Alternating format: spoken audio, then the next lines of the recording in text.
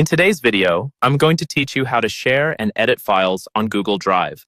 Navigating Google Drive effectively can be a game changer in terms of productivity and collaboration, especially with more people working and studying remotely. So, let's dive in and master these skills together. The first thing you need to do is open your web browser and head over to Google Drive. If you haven't already, make sure you're signed in to your Google account. This account will give you access to all of Google's fantastic features, including Drive. If you're using Chrome, once you're on the Google homepage, you can find the Google Apps icon in the upper right corner, which looks like a small grid.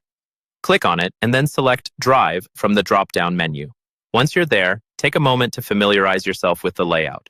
On the left-hand side, you see options like My Drive, Shared with Me, and Recent. At the top, you'll notice the New button. This is where we can create or upload new files. Assuming you want to share an existing file, locate it in your Drive.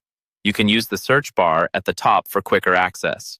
When you found your file, right-click on it.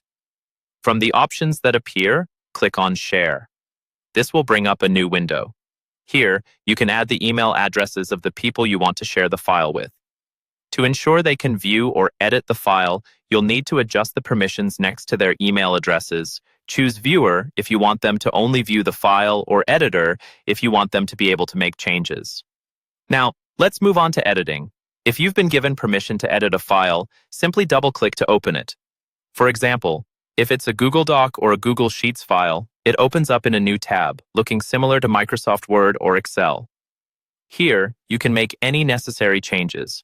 Remember, Google Drive automatically saves every change you make, which eliminates the worry of losing any of your work.